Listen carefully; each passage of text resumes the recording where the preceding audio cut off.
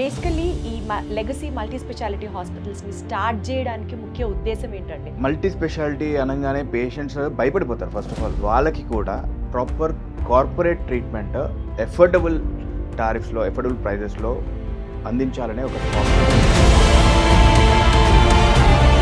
Multi specialty హాస్పిటల్లో ఏమేమి specialities ఉన్నాయి అండ్ ఒక్కొక్క దాంట్లో what is so special about it? Ortho అయితే యాజ్ ఐ విజిబుల్ హియర్ నేను keyhole surgeries and joint replacements చేస్తాను, knees and hips. Eventually we're launching robotics also into knee joint. Hospital ఎంత పెద్దదైతే ఖర్చు అంత పెరుగుతుందంటారా? అంతే కదండి, మెయింటెనెన్స్ ఎక్కువ. అంతేగాని ఏం లేదు. ఇంప్లాంట్స్ లో it's like US, UK, Germany, Indian అని క్లియర్ గా ఉంటాయి ఇంప్లాంట్స్. ఏ దేశం వేసుకుంటే మంచిదండి? అలా ఏం లేదు. యాక్చువల్లీ దీనికి చాలా మంది, నేను ఇప్పుడు చెప్పబోయే ఆన్సర్ చాలా మందికి నచ్చదు, but I will tell you one. It has become the talk of the town among the public. ఏంటండి what is so special about the card? Talk of the town కదా, టాక్ ఆఫ్ ది సిటీ అయిపోవాలని నాకు ఆలోచన ఉంది. Talk of the state అయిపోతుంది sir Oh, మీకున్న convention కి. So basically అంటే this is out of personal interest. నాకు ఐ హ్యావ్ నోటీస్ ఇట్స్ ఏంటంటే 50s దాటిన వాళ్ళకి చాలా ఇన్సూరెన్స్ కంపెనీస్ ఇన్సూరెన్స్ ఇవ్వట్లేదు. రీసెంట్లీ ఒక సమ్ లాంచ్ ఏదో అయింది రూల్, బట్ దానికి కూడా 60s లైన్. ఇవాళ రేపటి రోజుల్లో అందరికీ హాస్పిటల్తో కనీసం ఒక minimum immediate or very much needed contact అయిపోయింది. ఏదో ఒక రీజన్ రావచ్చు, కాలు నొప్పి రావచ్చు, తలనొప్పి రావచ్చు, ఐసైట్ ప్రాబ్లం రావచ్చు, కిడ్నీ ప్రాబ్లం రావచ్చు, ఏదైనా సరే హాస్పిటల్లో రెగ్యులర్గా అటెండెన్స్ చేయించుకోవడం అనేది మన లైఫ్ స్టైల్లో ఒక భాగం అయిపోయింది. ఇవాళ రేపటి రోజుల్లో ఏ హాస్పిటల్ చూసినా కిటకిటలాడిపోతూనే ఉంటారు, కానీ బయటకు వచ్చిన తర్వాత ఈ హాస్పిటల్లో అది లేదంట ఇది లేదంట అని అనుకుంటూనే ఉంటారు. కానీ ఈ పర్టికులర్ హాస్పిటల్, నేను ఇవాళ మాట్లాడబోయే హాస్పిటల్ రీసెంట్గానే లాంచ్ చేశారు. బట్ లాంచ్ చేసిన తక్కువ కాలంలోనే it started developing a good vibe and a good note from all the people around it. ఆ హాస్పిటలే మనకి మాదాపూర్ 100 feet రోడ్లో ఉన్నటువంటి లెగసీ మల్టీ స్పెషాలిటీ హాస్పిటల్. ఈ హాస్పిటల్ రీసెంట్గా స్టార్ట్ చేశారు అని నేను ఎందుకు ఇంత ఫోకస్ చేస్తున్నారంటే, డాక్టర్లో ఒక కైండ్ ఆఫ్ ఆ ప్యాషన్ కానీ ఒక అంబిషన్ కానీ ఏదో ఒకటి మనం చెయ్యాలి, we need to deliver our service అన్నది అర్థమైంది. కాబట్టి ఈ హాస్పిటల్ మోటో ఏంటి, and especially he being an orthopedician, మనం ఎవ్రీ డే చిన్నపిల్లలకి మోకాళ్ళ నొప్పులే, ముసలి వాళ్ళకి మోకాళ్ళ నొప్పులే. ఈ ఇష్యూ గురించి 100% మాట్లాడాలి అని అనిపించింది, అందుకని ఈ వీడియో చేయడం జరుగుతుంది. నాతో పాటు ఉన్నారు లెగసీ మల్టీ స్పెషాలిటీ హాస్పిటల్స్ నుంచి ఆర్థోపెడిక్ డాక్టర్ ఉన్నారు, డాక్టర్ ఉదయ్ గారు. ఉదయ్ గారు నమస్తే. నమస్తే అండి సార్, ఎలా ఉన్నారు? Uday always fine. అబ్బా ఎంత బాగుంది సార్. ఏంటి సార్, ఒక తెలియని కాన్ఫిడెన్స్ తెలుసా మీలో, ఒక తెలియని రేడియన్స్, ఒక తెలియని పాజిటివిటీ. అసలు మీ గురించి ఫస్ట్ చెప్పండి సార్. మెడిసిన్ మీరు ఎందుకు జాయిన్ అయ్యారు? Why did you want to become a doctor? మీ గురించి కొంచెం తెలుసుకోవాలనుకుంటున్నాను. మెడిసిన్ జాయిన్ అవ్వడం అంటే actually to get back to my past వెళ్ళాలంటే 10th క్లాస్ టైంలో science was my least scored subject. అవునా? Everyone was against me joining MPC BiPC వద్దన్నది చాలా మంది కూర్చున్నారు. Me being from just middle class and above middle class family, so people were not supporting me, but yes family support అంతా ఉండింది, close friends సపోర్ట్తో I got into it. Eventually single అటెంప్టా? First attempt లోనే? No, definitely not. Definitely not. OC అనమాట, so it's not that easy. And ఈ రోజు ఉన్న seats అప్పట్లో లేవు. అవును అవును. అప్పుడు those days, I mean my UG is 20 years back. So అప్పుడు we hardly had any seats in Telangana. అయితే టఫెస్ట్ నట్ క్రాక్ అనమాట. So yeah, I had to waste time, but eventually got into MBBS. Like then like only ortho అని decide అయ్యాను. దానికోసం మళ్ళీ ఇంకో 2 years waste చేయాల్సి వచ్చింది. అదర్ డిపార్ట్మెంట్స్ వచ్చాయి, but I didn't want to get into that. I always felt like no I should be operating on bones అని ఒక క్లారిటీ ఉండింది. For that I had to waste time, but yeah, now I'm very fine. Basically ఈ legacy multi speciality హాస్పిటల్స్ని start చేయడానికి ముఖ్య ఉద్దేశం ఏంటండి? ఇన్ని హాస్పిటల్స్ ఉన్నాయి, పెద్ద పెద్ద కార్పొరేట్ హాస్పిటల్స్ ఉన్నాయి, ఇప్పుడు మంది కూడా 100-bedded hospital. So why should a patient step up to legacy అంటే ఏం చెప్తారు sir? I want to keep up to the name tagline, no care and cure and tagline పెట్టుకొని I want to keep it up. Multi speciality అనగానే patients భయపడిపోతారు first of all. అమ్మో ఎంత charges అవుతాయో, దీంట్లో ఎంత ఉంటుందో అని. I don't want that thing to go on. కార్పొరేట్స్కి వెళ్ళేసి లక్షల కోట్లు పెట్టేసి ఖర్చు అయిపోతుంది, అఫోర్డబిలిటీ ఇష్యూస్ తోని భయపడి చాలామంది హాస్పిటల్కి వెళ్ళిన వాళ్ళు మీరు చెప్పిన వాళ్ళకన్నా 90% భయంతో ఆగిపోయే వాళ్ళు ఎక్కువగా ఉంటారు. వాళ్ళకి కూడా ప్రాపర్ కార్పొరేట్ ట్రీట్మెంట్ ఎఫోర్డబుల్ టారిఫ్స్లో, ఎఫోర్డబుల్ ప్రైజెస్లో అందించాలనే ఒక థాట్తోని అసలు అది సాధ్యమా sir? It is possible, yes. కాకపోతే డెఫినెట్లీ టఫ్ అవుతుంది టు రన్ ద షో. మాకు కష్టం అవుతుంది, but eventually we can do that.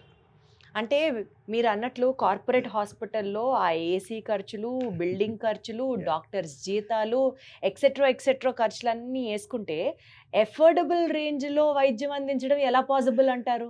Mini corporate అనుకోండి, టోటల్ 100 రూపీస్ అయ్యే దగ్గర మేము 60 to 70లో చేయగలగచ్చు. అంటే ఎలా ప్రాఫిట్స్ కట్ సాధ్యం down, sir? Profits cut down చేస్తారని అంటున్నారు.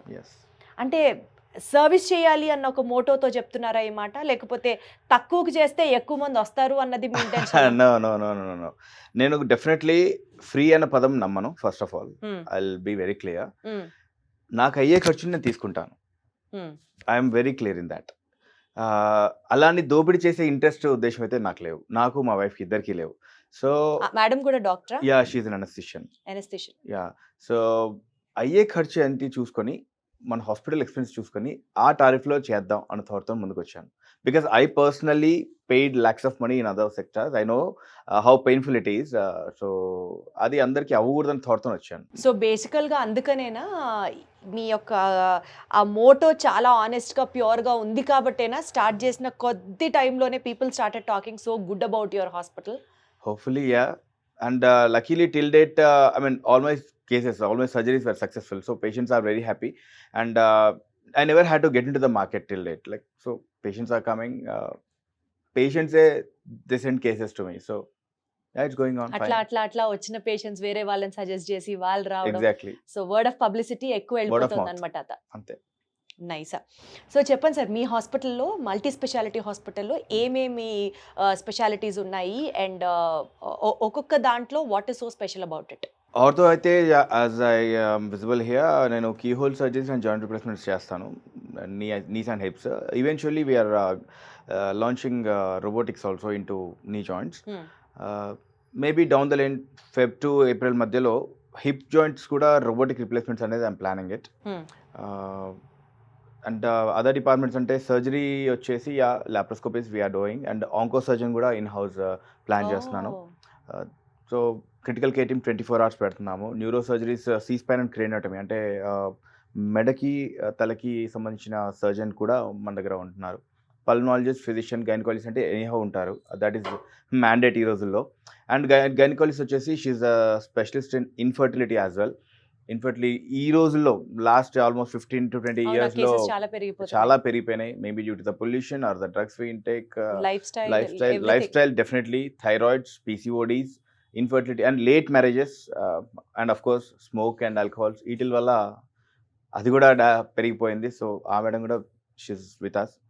అండ్ బై గాడ్స్ గ్రేస్ చాలా సీనియర్ సర్జన్స్ కూడా ఇద్దరు యాడ్ అవుతున్నారు. Eventually I can't reveal their names now, but yeah, in a month they are joining us.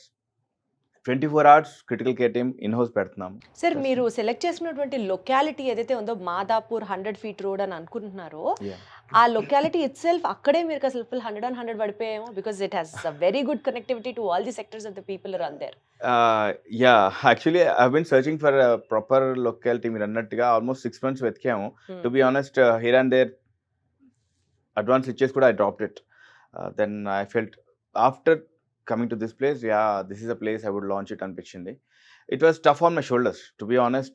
Such a big setup నాకు actually tough, but later I felt no, if this is the setup, I'll go for it, I'll take that pain అనిపించింది. And it's going good, better than what I anticipated actually. So ఏంటి sir, what were those tough moments where in which అవసరమా మనకి అని ఎప్పుడైనా అనిపించిందా మీకు? చాలాసార్లు. For example? చాలాసార్లు. Financial burden. As I told you, I don't belong to అంటారు కదా, bond with silver and gold spoon type కాదు. మీరు ఇంతకీ ఏ స్పూన్ ఫ్యామిలీలో పుట్టారు? గోల్డ్ స్పూనా, సిల్వర్ స్పూనా? చేయి ఫ్యామిలీ అండి, చేయితో తినే ఫ్యామిలీ. ఎంత ఆనెస్ట్ గా ఒప్పుకుంటున్నారు సార్ ఆ మాట. It is true. సో కాదు సార్, మీరు అలా అంటున్నారు కానీ హైదరాబాద్ లాంటి మహానగరంలో మాదాపూర్ లాంటి మోస్ట్ ఎక్స్పెన్సివ్ ఏరియాలో, అంటే not most expensive but good, it is very expensive ఏరియాలో ఒక 100 bedded multi speciality hospital open చేస్తున్నారు అని అంటే అమ్మో బాగా బ్యాంక్ బ్యాలెన్స్ ఉంటేనే సాధ్యం అది అని జనరల్ గా అనుకుంటారా లేదా? పైగా ఎక్కువ ప్రాఫిట్ ఉంచుకోమంటున్నారు, సమాజానికి సేవ చేయాలన్నారు. ఈయనకి ఎన్ని బ్యాగులు వెనక లేకపోతే ఆయన ఇలా మాట్లాడతారు. ట్రస్ట్ మీ ఆనెస్ట్లీ, మీరు అన్నట్టుగా నాకు అంత డబ్బు ఉంటే నేను అసలు ఈ స్ట్రెస్ తీసుకోను. అవునా? హ్యాపీగా నేను ఏదైనా బిజినెస్ చేసుకుని బతికేస్తాను. So being into this profession and ఇన్నేళ్ళు చదివినందుకు I should do some service to my country. So individual ఈ పర్సన్ అన్నట్టు కాదు, నేను ఏదో చారిటీ చేసేస్తాను అలాంటి అబద్ధాలు చెప్పలేను. But being born in this country I want do something to my country, అంతే. దానికోసం మీరు అన్నట్టుగా చాలా స్ట్రగుల్స్ అయినాయి. I could have gone with a smaller setup అనిపించేది. టు బిగిన్ విత్ అసలు everything getting into place is not easy, tough. It's really damn tough. And I was all alone. I told you to not just admit. So మీరు ఒక్కరే start చేశారు ఇది. Later on you started adding people. Just in the process. Everyone was against ఇంత పెద్దది ఎందుకు అని. చాలా మంది, to be honest, my own family also, like ఇంత రిస్క్ ఎందుకు చేస్తున్నావు, ఎందుకు చేస్తున్నావు, నీ ధైర్యం ఏంటి అంటే నాకు నిజంగా ఆన్సర్ లేదు. రిస్క్ చేస్తున్నావు ధైర్యం ఏంటి అంటే మీరు అన్నదే ధైర్యం వచ్చేసింది అంతే. బ్యాంక్ బ్యాలెన్స్ అంటారా? Actually no. But recent past 5 to 10 years of my ప్రాక్టీస్లో నా క్లయింటల్ I never had to get into market, but I'm doing decent enough surgeries and all. నాకు మౌత్ పబ్లిసిటీతోనే I'm getting that reach. So and there are people who believe in me. At least ఒక hundreds of families ఉన్నాయి. I felt I can take this forwards. అద్భుతం సార్. Kudos to all your confidence and wish మీరు 100% మీరు పడ్డ స్ట్రెస్కి మొత్తానికి దానికి కొన్ని 1000 రెట్లు గుర్తింపు మీ హాస్పిటల్ రూపంలో already it started coming and still it should pour on అని అనుకుంటూ coming back to your actual subject sir. Sir ఇప్పుడు మోకాళ్ళ సర్జరీస్, జస్ట్ బికాస్ మీరు నీ రీప్లేస్మెంట్ సర్జరీస్ నేను ఎక్కువ చేస్తాను అన్నారు కాబట్టి I'm asking this question very honestly sir.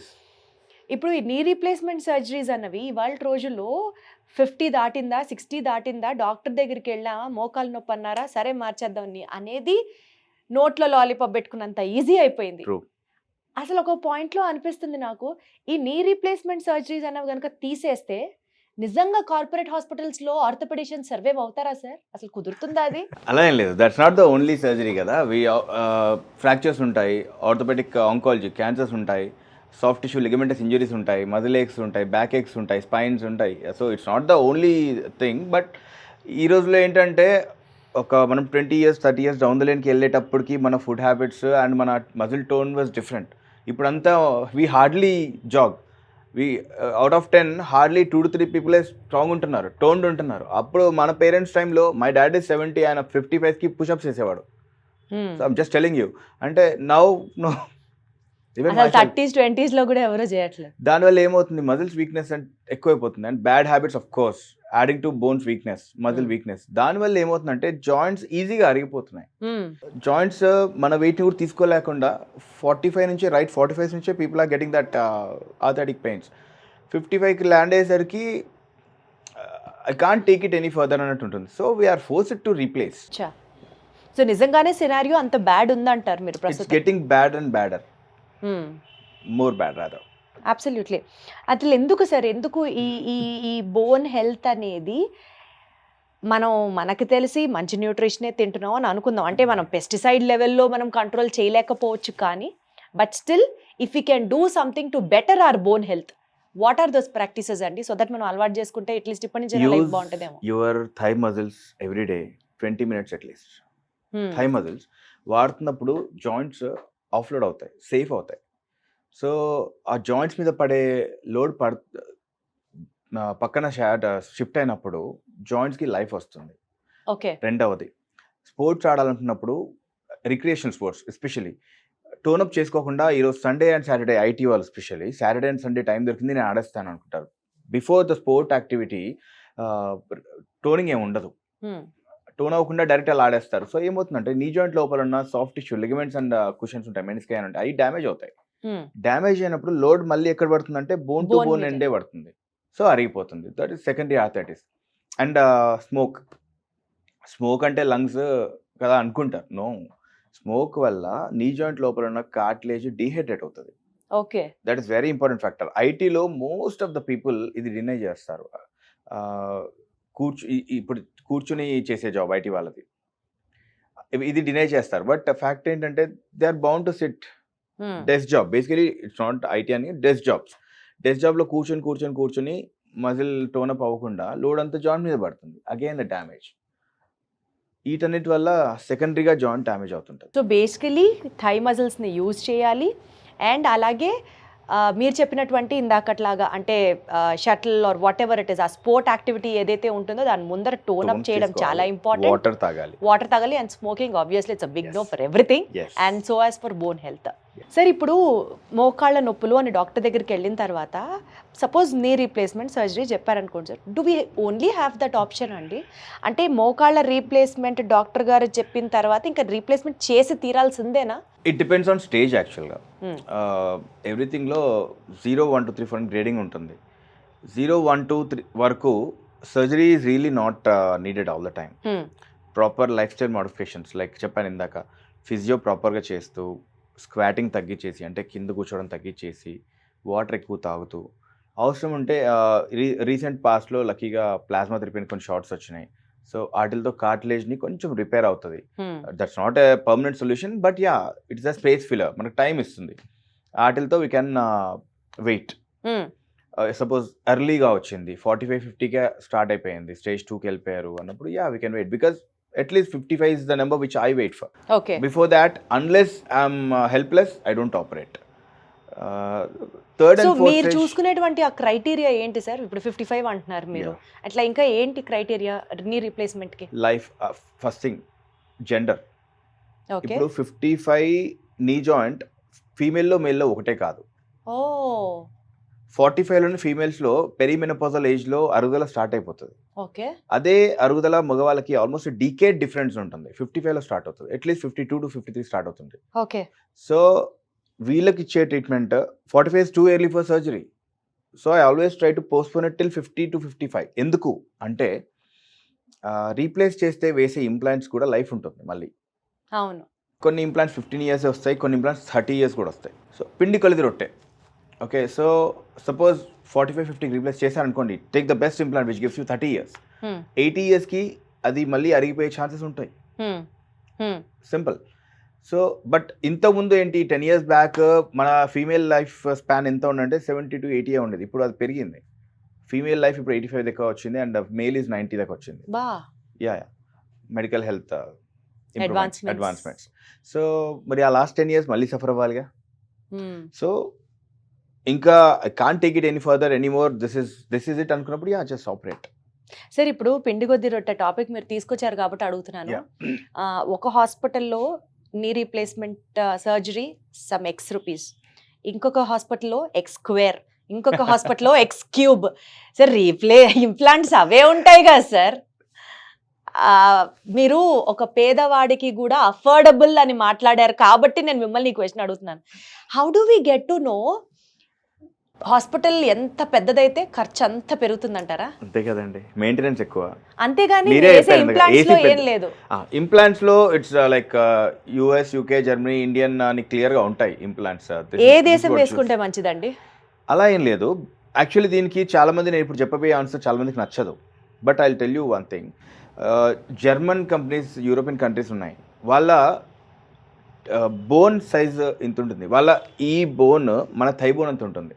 వాళ్ళ హ్యూమరస్ బోన్ మన థై ఫీమర్స్ అండ్ టిబియాస్ అంత ఉంటాయి. మనం వాళ్ళ ఇంప్లాంట్స్ వాడవచ్చు. వాళ్ళలో స్మాలెస్ట్ నీ ఇంప్లాంట్ సైజెస్ మనకి సరిపోతూ ఉంటాయి. ఓకే, ఒక్కొక్క మన ఇండియన్ సైజ్ ఏంటంటే మన కోసం డిజైన్ చేసినవి ఉంటాయి. కాకపోతే జనాలు ఇంపోర్టెడ్ ప్రిఫర్ చేస్తారు. ఓకే. రీసెంట్లీ ఒక 3 to 5 years నుండి people are trending towards Indian implants. There are few good ones also. వాటిల్లో కూడా రీసెర్చ్ బేస్డ్గా మెకానిక్స్ మార్చేసుకుని ఇట్స్ లైక్ ఏ ఇమిటేషన్ అనుకోండి. ఇంప్లాంట్ మెకానిక్స్ని మార్చుకుంటూ ఇండియన్ డిజైన్స్ కూడా వస్తూ ఉన్నాయి. Maybe though not today, 5 to 10 years down the line, yes Indian implants పెరిగే ఛాన్సెస్ ఉన్నాయి. This is what I personally feel. Being basically surgeries చేసే ఆర్థోపెడిషన్ అయ్యుండి మీరేమంటారు సార్? ఇండియన్ ఇంప్లాంట్ అయినా, జర్మన్ ఇంప్లాంట్ అయినా, యూఎస్ ఇంప్లాంట్ అయినా ఒకటేనా? అంటే దాని పని అదే కదా చేసేది. కాదు, కాదా? కొంచెం డిఫరెన్స్ ఉంది. ఓ అవునా? కొంచెం డిఫరెన్స్ ఉంది. అదే చెప్పాను కదా, ఇంకో 5 to 8 years down the lane will be on par with the imported implants for sure. Few companies are doing very recent job now, researchers కూడా అండ్ మెకానిక్స్ మొత్తం మార్చేస్తున్నారు. దర్ వన్ ఇంప్లాంట్ అయితే I felt very superior to imported implant, but it's too early to decide on this things. Okay. ఇదే question మీరు 5 years తర్వాత అడిగితే maybe my answer would definitely be different. Got it sir. Sir ఇప్పుడు మోకాళ్ళ నొప్పి, quality of life దెబ్బతిన్నది, operation చేయాలి అని అన్న తర్వాత ఆ సర్జరీ జరిగిన తర్వాత రికవరీ పీరియడ్ ఏదైతే ఉంటుందో, ఒక 2 months కావచ్చు, 3 months కావచ్చు, పేషెంట్ టు పేషెంట్ వేరీ అయితే, ఈ 2 months 3 months చాలా నరకప్రాయంగా నొప్పి ఉంటుంది అని విన్నాను. అవునా? లేదండి, దట్ వాస్ మనకేమో సర్జరీకి ముందు సాయంత్రానికి నడిపించేస్తాం, రేపటికి నడిచేస్తారు అని చెప్తారు. సాయంత్రానికి నడిపించడం అనేది ఒక అబద్ధం అండి. చేయొచ్చు. అది ఎలా చేయొచ్చు అంటే అనస్థిషియాలో కొన్ని చిన్న టెక్నిక్స్ ద్వారా చేయొచ్చు, బట్ అది వాళ్ళ స్ట్రెంత్తో నడవరు. అది వాళ్ళంతటి వాళ్ళు స్ట్రెంత్తో ప్రాపర్గా ఒక నడవాలి అంటే అట్లీస్ట్ 1.5 day టైం పడుతుంది. అనస్థిషియా అంతా దిగిపోయాక మజిల్ ఆ పెయిన్ ఫీల్ అయ్యాక బరువు పెట్టడం అనేది I take it 1.5 to 2 days time. ప్రాపర్గా వితౌట్ ఎనీ సపోర్ట్ నడవడానికి 3 days పడుతుంది. 3 daysలో వాళ్ళంతటి వాళ్ళు వాకర్ పట్టుకొని వాష్రూమ్కి కమోడ్కి వెళ్ళాక then I plan the discharge. So half a day అనేది ఎలా జరుగుతుంది, ఎలా అంటే దట్ ఈస్ అనస్థిషియా టెక్నిక్ వల్ల patient per se that's not wrong అని కాదు, అంటే అది ఒక రియల్ గైడెన్స్ కాదని నా ఉద్దేశం. అండ్ ఈ రికవరీ పీరియడ్లో వచ్చే పెయిన్ గురించి సార్, అసలు వాళ్ళు సాధారణమైన లైఫ్ స్టైల్ లీడ్ చేస్తారు అని చెప్తారు, బట్ ఆ 2.5-3 months చాలా నరకప్రాయంగా ఉంటుందని చేయించుకున్న వాళ్ళు చెప్తే తెలిసింది. చేయించుకున్న వాళ్ళలో చిన్న ప్రాబ్లం ఉంటుంది. ఎక్కడంటే అండి, అవుట్ ఆఫ్ 100 డెఫినెట్లీ ఒక పెయిన్ పీరియడ్ అనేది 4 to 6 weeks ఉంటుంది. ఆ పీరియడ్లో ఎందుకు ఉంటుందంటే మజిల్ అంతా మనం అంతా బోన్ అంతా కట్ చేసి ఉంటాం, బోన్ మజిల్ అన్నీ కట్ చేసి మళ్ళీ ఫిక్స్ చేసి పెడతాం. సో మజిల్ స్ట్రెచ్ చేయాలి, మూవ్ చేస్తేనే అది సాటిస్ఫై అవుతుంది.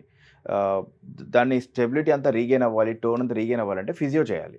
చాలామంది ఏం చేస్తారంటే ఆ ఫిజియో చేయరు. ఓకే, సర్జరీ ఏముంది, నేను కొత్తది వేసి ఇచ్చేస్తాను, టైర్ మార్చి ఇచ్చేయడం అండి. నా దృష్టిలో replacement is changing a tyre.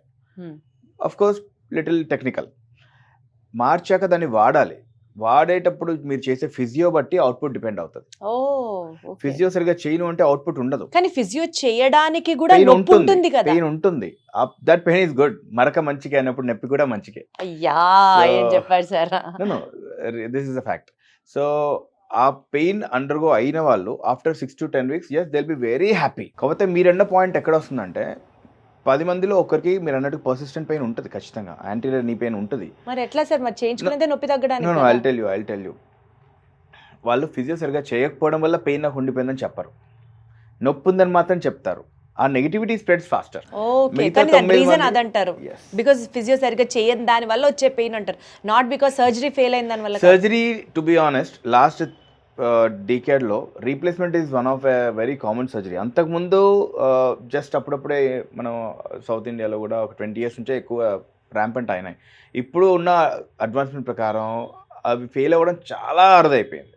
It is the failure rate has come down very drastically. So ఆ 10-in-1 ఎవరైతే ఆ పెయిన్ ఉంటుందో వాళ్ళు ఎక్కువ స్ప్రెడ్ చేస్తారు. హ్యాపీగా ఉన్న 9 members ఐఎమ్ హ్యాపీ అని చెప్పరు. అంటే మేబీ బికాజ్ ఆ పెయిన్ ఉన్న వాళ్ళు స్ప్రెడ్ చేసే విషయానికో లేకపోతే దాని వెనకాల ఏమన్నా వేరే రీజన్స్ ఉన్నాయో మనకు తెలియదు, కానీ this particular point has created a shift among the doctors. ఒక పెద్ద రైవల్ పాయింట్ అయిపోయింది ఇది. ఎందుకంటే సర్జరీ చేసినా పెయిన్ ఉంటుంది, సో సర్జరీ అవసరం లేదు, alternate means of medication like పిఆర్పీలు కానీ ఇవి చేస్తే సర్జరీని అవాయిడ్ చేయొచ్చు అని కొంతమంది ఒక వర్గం డాక్టర్లు ఆర్థోపెడిక్స్లు మాట్లాడుతున్నారు. దానికి మీ ఒపీనియన్ ఏంటి సార్? సర్జరీ అవాయిడ్ కాదు, surgery postpone. Okay, both are not same. Balakrishna గారి డైలాగ్. సో బేసిక్గా plasma works on growth factors. Growth factors ఏం చేస్తాయంటే డ్యామేజ్ అయిన టిష్యూని రీజనరేషన్ స్కోప్ ఇస్తాయి. ఓకే, లోపల cartilage, endothelial cells, angiogenic growth factors, transforming growth factors, interleukins, chondrogenic growth factors, ఇవన్నీ growth factors ఉంటాయి. అవి వెళ్ళేసి నీ జాయింట్ లోపల they start the repairing process. They are not stem cells, there is a difference. They are not stem cells, they stimulate the regeneration. Okay, కానీ వాళ్ళకి నొప్పి తగ్గుతోంది కదా. తగ్గుతుంది. That's what I'm saying. See I do also give plasma. Okay it's not that I'm against it, no. అయితే that is a space filler. Okay, that's not the complete remedy అంటారు. That's stage 4లో అనుకోండి, I don't give plasma at all. So ఏ stage లో అయితే అది work out 2, అవుతుంది? 1 and 2 very fine. 3 it's a tricky game, individual patient to patient differ అవుతుంది. 4 I don't give plasma at all. ఎందుకంటే I know it doesn't help. Hardly any 1 to 2 months help ఉంటుంది. Then again it comes back. So depending on stage, deformity ఉందా లేదా, weight of the patient, and ఇక్కడ point to be noted ఏంటి అంటే it's patients own blood. ఇప్పుడు మీలో ఉన్న platelets నాలో ఉండవు. సో దీస్ గ్రోత్ ఫ్యాక్టర్స్ ఎక్కడ ఉంటాయి? ప్లేట్లెట్స్ లోపల ఉంటాయి. ఎన్ని వస్తున్నాయి కాన్సన్ట్రేషన్ అనేది it's never quantified thing. Sir మళ్ళీ దాంట్లో ఎక్స్టర్నల్ గ్రోత్ ఫ్యాక్టర్స్ కి బిల్లు పేలిపోయే రేంజ్ చేసి మరీ ఇస్తున్నారు కదా సార్. ఇది కూడా మళ్ళీ యూఎస్ గ్రోత్ ఫ్యాక్టర్లు, యూకే గ్రోత్ ఫ్యాక్టర్లు, చైనా గ్రోత్ ఫ్యాక్టర్లు ఏవో చెప్తారు కదా సార్. నేను బిజినెస్ చేసుకోలేనప్పుడు పక్కన వాళ్ళందరూ వచ్చి బిజినెస్ చేసేస్తారు. ఇండియన్ ఎకానమీని కొలగొట్టడానికి చాలా కంట్రీస్ వెయిటింగ్ లో ఉన్నాయి. ప్లాస్మా హెల్ప్ అవుతుంది స్టేజ్ 3 వరకు, ఎస్ హెల్ప్ అవుతుంది. Okay, got it sir. Sir ఇప్పుడు మనము as we've been talking about this knee replacement surgeries, knee రీప్లేస్మెంట్లోనే ట్రెడిషనల్ వేలో చేయడం పక్కన పెడితే ఇప్పుడు రోబోటిక్స్ అని చెప్పి కొత్తగా వచ్చింది కదా. How safe is robotic surgery అండి? సేఫ్టీ వైజ్ ఎస్ సేఫే. ఒక మిషాప్ అయ్యింది లాంగ్ బ్యాక్. ఎవ్రీ సర్జరీలో చిన్న చిన్న ఇన్సిడెంట్స్ అవుతూ ఉంటాయి. And bus one went wrong, I totally agree. But అంటే మీరు చేసిన దాంట్లోనా? నో కాదు, జనరల్ గా మాట్లాడుతున్నా. somewhere else. Long back those were initial days of robotic surgeries actually, not now. So ఏంటి, how is it different అంటే రోబోటిక్స్ లో ఇప్పుడు to put it in simple term, మనం ఒక షర్ట్ కొనాలన్నప్పుడు వెళ్ళేసి సైజ్, డిజైన్, కంపెనీ అన్ని సెలెక్ట్ చేసుకుని ట్రై చేసుకుంటాం. ట్రయల్ అక్కడ వెళ్ళి మనం కొనుక్కొని వేసుకొని చూసుకొని yes this suits me better అని సెలెక్ట్ చేసుకుంటాం. ఓకే, రెండో రకం ఒకటి ఉంటుంది, ముందే వెళ్ళేసి మన డైమెన్షన్స్ అన్నీ ఇచ్చేసి ఓకే నాకు ఏ షర్ట్ సరిపోతుంది, ఏ కలర్ సూట్ అవుతుంది, ఏ బటన్స్ కావాలి, ఎవ్రీథింగ్ డిజైన్ చేసుకుంటాం. That is tailor made, customised. This is readymade. So same way మనం రెగ్యులర్గా చేసే కన్వెన్షనల్స్ అంటే నాన్ రోబోటిక్స్ ఏంటంటే లోపలికి వెళ్ళాక మనం కట్ చేసుకుంటూ, సైజులు చూసుకుంటూ, బ్యాలెన్స్ చేసుకుంటూ ఇంప్లాంట్ డిసైడ్ చేస్తాం. వాట్ రోబోటిక్స్ డస్ ఈజ్ ముందు రోజే మనం సిటీ బేస్డ్ మొత్తం మెజర్మెంట్స్ అని అయిపోతాయి. దాంట్లో కట్ ఎలా పోతుంది, ఎన్ని డిగ్రీస్ కట్ అవుతుంది, ఎంత తీయాలి, వ్యారస్ ఇంత పోతుంది, వ్యాలస్ ఇంత పోతుంది, అండ్ ఫైనల్ ఇంప్లాంట్ సైజ్ ఎంత పడుతుంది, ఎంత పడితే మన ఫైనల్ అవుట్పుట్ ఏంటి అనేది ప్రీ డిజైన్డ్ వచ్చేస్తుంది. In fact implant size is almost pre decided. Hardly any variations ఉన్నా, చాలా మైనర్ వేరియేషన్స్ ఉంటాయి లోపలికి. మళ్ళీ దీంట్లో కూడా రోబోటిక్స్ 2 టైప్స్ ఉన్నాయి, కటింగ్, నాన్ కటింగ్ అలా ఉన్నాయి. సో కటింగ్ టైప్తో ఏంటంటే ఇప్పుడు మనం కట్ చేసే సాతో ఏదో కట్ చేస్తుందో దాంట్లో ఏంటి అంటే రోబోనే కట్ కూడా చేస్తాం. We dictate the robo. Actually robo per se totally operate చేయదు. అది ఇచ్చిన డైమెన్షన్స్ మేము యాక్సెప్ట్ చేస్తే that will cut as per what we guide. అంటే మీరు రోబో ఇద్దరు కలిసే చేయాలి. కట్ పార్ట్ సా తన చేతిలో ఉంటుంది, బట్ దాని రిమోట్ మన చేతిలో ఉంటుంది. Got it sir. ఇప్పుడు నాకు రోబోటిక్ సర్జరీస్ అన్న వెంటనే ఎప్పుడు భయం వచ్చేది ఏంటంటే, ఇప్పుడు మీరు చదవాలనుకోండి సార్, 5 ఏళ్ళు మెడిసిన్ చేస్తారు, దాని తర్వాత స్పెషాలిటీ చేస్తారు, మేము పీజీ చేస్తారు, దాని తర్వాత మళ్ళీ సూపర్ స్పెషాలిటీ చేస్తారు. ఇవన్నీ మీరు చదువుకున్నప్పుడు రోబోటిక్స్ లేదు కదా సార్? లేదు కదా. కదా, అంటే ఇప్పుడు మీరు కొత్తగా నేర్చుకొని పేషెంట్స్ మీద ఎక్స్పెరిమెంట్ చేస్తే గుండెల్ని అరచేతిలో పెట్టుకొని రావచ్చినట్టు కాదా సార్?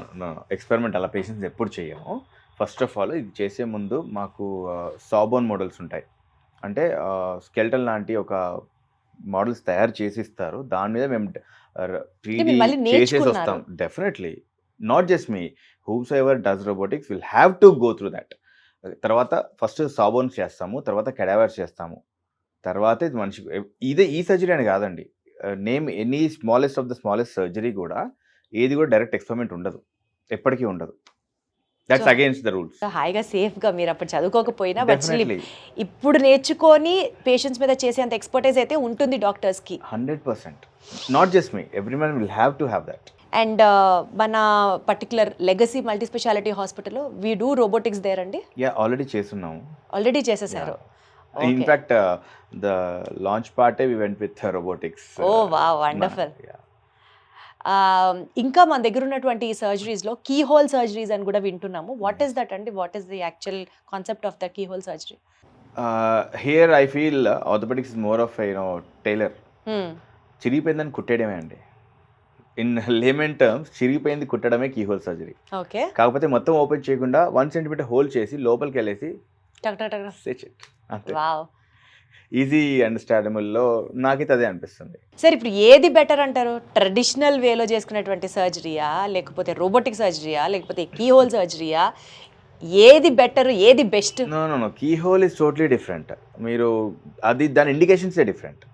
ఓకే, అది ఓన్లీ లోపల నీ జాయింట్ లోపల డ్యామేజ్ అయిన మెనిస్కై, కార్టిలేజ్, అవి మాత్రమే చేయాలి కీ హోల్. ఎస్.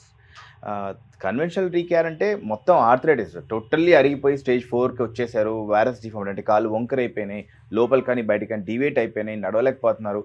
నడుస్తుంటే నేను ఇట్లా వ్యాడ్లో అవుతున్నాను, డక్ నడిచినట్టు నడుస్తున్నాను, లేదు దానివల్ల బ్యాక్ పెయిన్ వచ్చేస్తుంది. అలాంటి వాళ్ళకి గో ఫర్ రీప్లేస్మెంట్.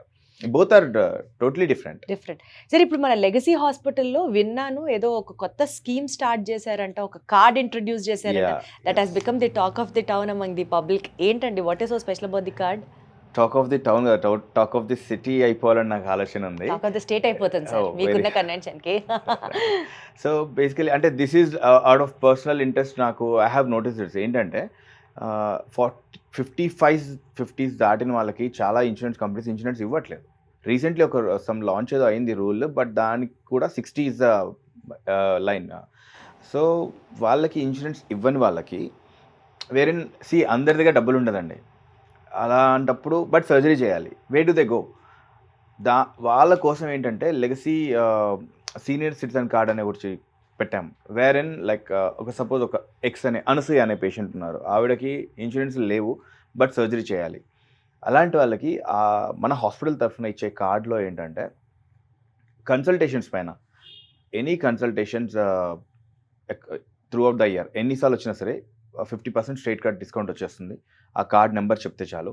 అండ్ ప్రొసీజర్స్లో కూడా ఆల్మోస్ట్ 30% డిస్కౌంట్, కొన్ని ప్రొసీజర్స్ 30, కొన్ని 20 అలా variable discounts పెట్టేస్తున్నాం.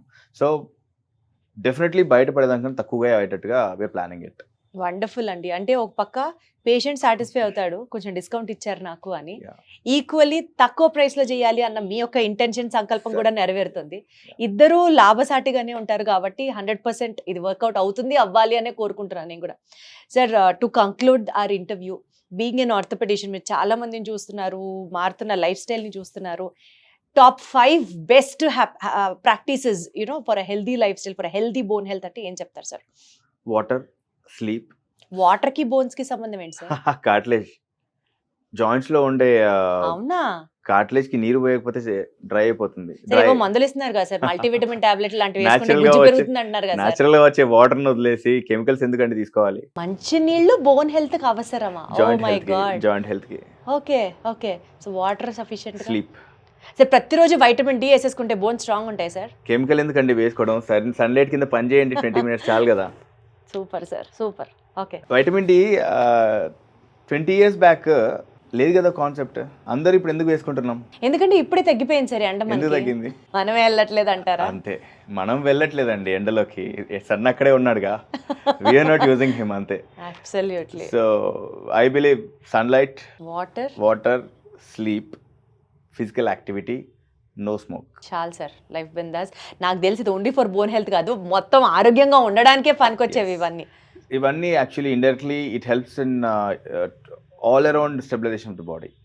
And if you have to recommend proper food, ఏం చెప్తారు sir? Best food for bone health అంటే ఏం చెప్తారు? బోన్ హెల్త్కి ఎవ్రీథింగ్. మనం ఈ 10 years బ్యాక్ వెళ్ళి పొలంలో పండే ప్రతిదీ మనకి బాడీకి పనికొచ్చేదే. మనం కెమికల్స్ యాడ్ చేసుకొని చెత్త చేసుకొని తింటున్నాం. ఎనీ ఎలా పర్టికులర్ చెప్పాలంటే పాలు, ఆకుకూరలు, గుడ్లు, dry fruits, mutton bone soup, ఇవి యాడ్ అవుతాయి. Definitely they add up. But every food is good for health. మనం దాన్ని ఫుడ్ ఫ్యాటిజం పెట్టేసి ఇవి తినను ఇవి తింటానని పెట్టేసుకొని అన్ని రావాల్సిన న్యూట్రిషన్స్ రాకుండా అన్ని సప్లిమెంట్స్ తింటున్నాం. అవి ఆపేసి డైలీ ఫుడ్ మనం పొలాల్లో పండేవి అన్నీ తింటూ ప్యాక్డ్ స్టోర్డ్ క్యాన్డ్ ఫుడ్ పక్కన Processed. పెడుతూ ప్రాసెస్ థింగ్స్ పక్కన పెడుతూ ఇంట్లో వండుకొని తిని సన్లైట్లో 20 మినిట్స్ పని చేస్తూ డైలీ 20 మినిట్స్ వాక్ చేస్తూ నీళ్లు బాగా తాగి నిద్ర బాగా పోతే everything is in its place. ఒక sheet of tablets say for example ఒక 10 టాబ్లెట్లు ఉన్నాయనుకోండి, అవి 2,000 రూపాయలతో రాసిన డాక్టర్ ఒక ఎత్తు, 5,000 రూపాయల డాక్టర్ గారు ఇంకా మంచి మందులు ఇస్తారు అనుకునే వాళ్ళు ఇంకొక ఎత్తు. అసలు అవన్నీ వద్దు, వెళ్ళి ఎండలో నుంచోండి, మంచినీళ్ళు తాగండి, టైంకి తినండి, శుభ్రంగా పడుకోండి అనేవాళ్ళు అసలు మీరు చూసారా అండి ఇవాళ రేపటి రోజుల్లో? So it was wonderful talking to you sir. మీరు చెప్పినవన్నీ in fact very realistic and very simple. Just that మనం ఓవర్గా ఆలోచించి కాంప్లికేట్ చేసేస్తున్నాం తప్ప ఇంత గ్రౌండెడ్ గా మాట్లాడే డాక్టర్స్ ప్రాబబుల్లీ నేను ఈ మధ్య కాలంలో అయితే నేను కలిసలేను. But I'm very happy I'm getting addicted to you, sir. All the best and all the best superpower to your legacy hospital as well. I'll take it very positive. Thank you, sir.